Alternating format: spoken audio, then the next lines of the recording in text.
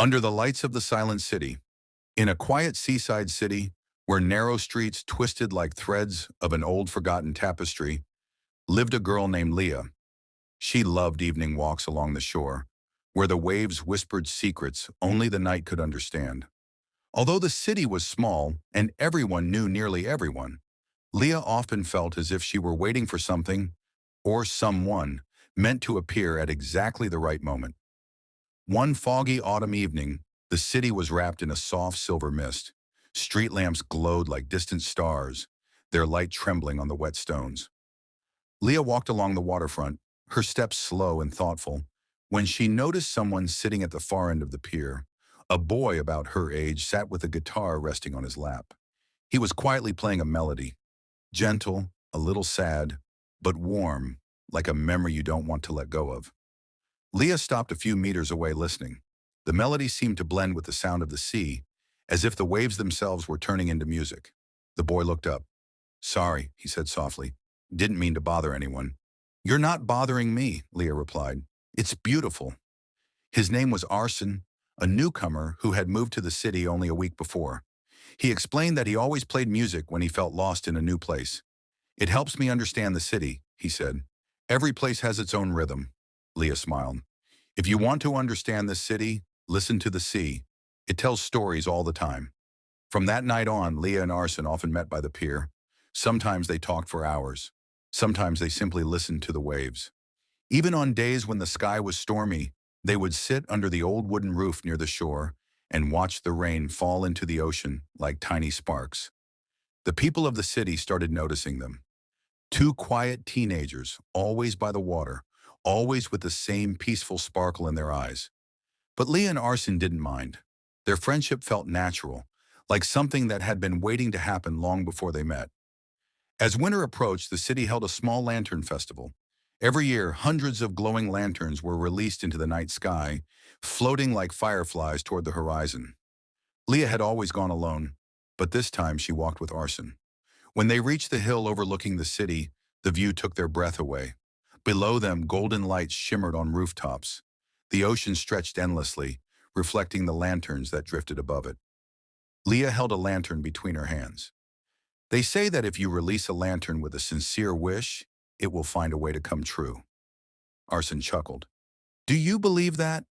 "Maybe," she said. "Maybe some wishes just need a little help."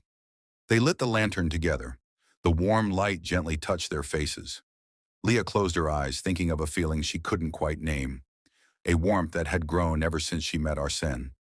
Not love in the way stories describe, not something dramatic or overwhelming, just something real, a quiet connection. Arsène released the lantern. It rose slowly, then drifted higher, joining the thousands above. "What did you wish for?" he asked. "If I tell you, it won't come true." He nodded. "Fair enough." Winter in the seaside city was calm. The storms softened, the nights grew longer, and the air turned crisp.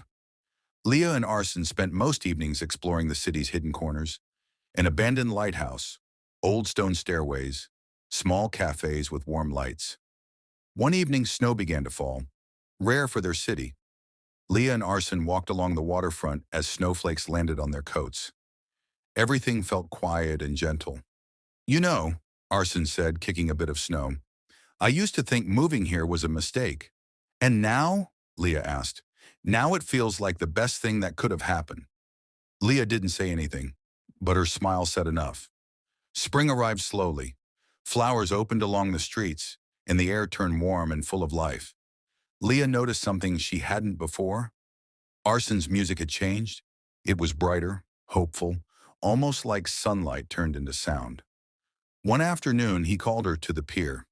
"I wrote something," he said, holding his guitar, "for the city, and maybe a little bit for you, too." Leah sat down beside him as he began to play. The melody was gentle, shaped from all their shared moments. The sea at night, the lanterns, the snow, the quiet walks. It wasn't a love song. It was something softer, something about connection, trust, and the beautiful way two people can change each other's lives without even trying. When he finished, the sea was glowing with golden evening light. "That was," Leah began, unsure how to finish. I know, Arsène said with a small laugh. It's okay. You don't have to say anything. They sat in silence, listening to the ocean. The months that followed were calm and full of small, meaningful moments. They didn't rush anything. There were no dramatic declarations or promises, just two hearts growing closer in a quiet, natural way. By the end of the school year, the city held another celebration, the night of a meteor shower. Dozens of people gathered by the shore to watch bright streaks cross the sky. Leah and Arson sat on the sand, wrapped in the soft glow of the stars. Remember the wish you made with the lantern? Arson asked. Leah nodded. I think, he said carefully, it might have already come true. Leah looked at him, really looked. And in that moment, with meteors lighting the sky above them and the sea whispering below, she finally understood what her wish had been all along. Not something grand, not something impossible, just this, the feeling of having someone who understood her, someone who made the world feel warmer. As the last meteor crossed the sky, Leah smiled. Yeah, she whispered, I think so too. And the city, silent and beautiful, held their story in its shimmering lights, a gentle beginning full of hope.